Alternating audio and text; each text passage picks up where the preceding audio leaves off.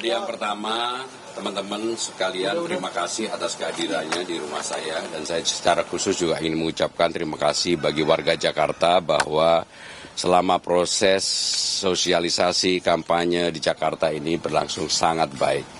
Dan ini menunjukkan tekad saya di awal dengan Bang Dul untuk politik riang gembira itu alhamdulillah bisa berjalan. Yang kedua, secara pribadi saya juga mengharapkan bahwa bagi KPU, Bawaslu, siapapun yang terlibat dalam proses pemilu gubernur di Jakarta ini menjaga demokrasi dengan baik dan mudah-mudahan tidak tercederai, ternodai dalam bentuk apapun. Karena memilih pemimpin itu adalah memilih figur, kalau di awal sudah berlangsung tidak baik tentunya kemudian hari juga kurang baik. Sehingga dengan demikian saya betul-betul berharap fairness, adil, dan apapun hasilnya harus diterima oleh siapapun termasuk saya pribadi dan keluarga.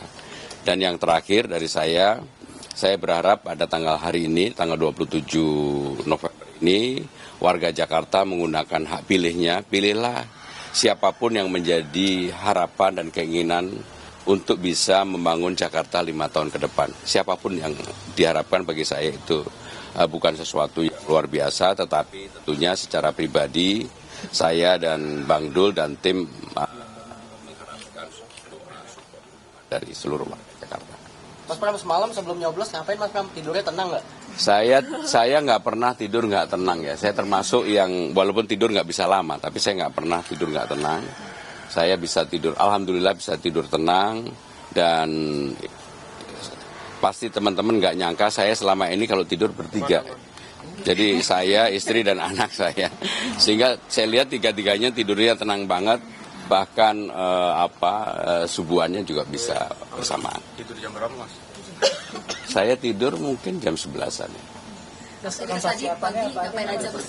Ya, nggak ada persiapan khusus. Hanya kalau setiap pagi biasanya saya itu sarapannya hanya roti dan kopi. Dan biasanya baru makan setelah itu. Dan ini karena pemilihan gubernur yang disorot oleh seluruh Indonesia, bukan hanya Jakarta. Sekali lagi saya berharap mudah-mudahan berlangsung sangat baik. Mas, hitung-hitungannya akan 1 atau 2 putaran, Mas? Ya, secara pribadi saya tentunya mengharapkan 1 putaran. Kenapa 1 putaran? Supaya warga Jakarta bisa kembali hidup normal, tidak lagi, karena kan pilkada di tempat lain sudah selesai semua. Sehingga dengan demikian Jakarta juga perlu nggak ada lagi ketegangan walaupun kecil. Mudah-mudahan ini akan membuat warga Jakarta menjadi rukun, akur, akrab, gotong royong kembali untuk membangun Jakarta. Tidur tenang semalam karena suara udah leading atau gimana? Ya tidur tenang aja. Enggak, ya pokoknya gini lah, saya berharap mudah-mudahan Pilgub ini berlangsung 1 putaran. Karena kalau 2 putaran pasti ada ketegangan. Karena belajar dari pengalaman Pilgub yang sebelumnya, karena ketegangan itulah yang membuat kemudian Jakarta sempat terbelah pada waktu itu.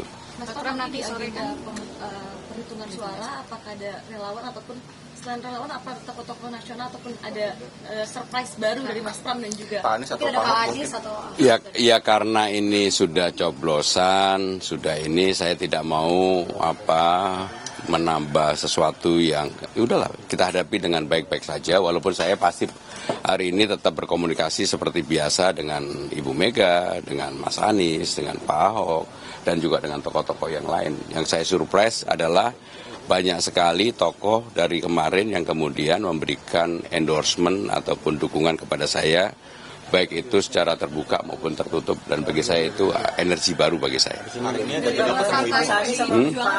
Hari ini ada jadwal ketemu Ibu. Kenapa? Hari ini ada jadwal ketemu Ibu. Ya nanti kita lihat ya.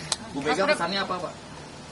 ya Pak, ada pesan. Pesannya Bismillahirrohmanirrohim. Dari partai lain apakah ada yang mendukung Mas Pram secara WhatsApp gitu kan kemarin juga? Ya pasti ada lah, nggak mungkin enggak. Tapi saya nanti sore kan udah ketahuan hasil quick count-nya. Iya. Nah ini kalau misalnya ternyata suaranya unggul, apa yang akan dilakukan? Ya kalau unggul saya pasti secara singkat akan mengatakan alhamdulillah, dan ini menjadi amanah.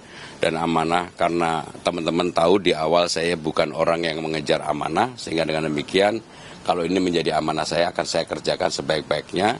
Dalam 100 hari pertama yang saya lakukan adalah menyelesaikan persoalan yang saya janjikan ketika turun ke lapangan menyangkut kartu Jakarta Pintar, Jakarta Sehat dan sebagainya. Ya.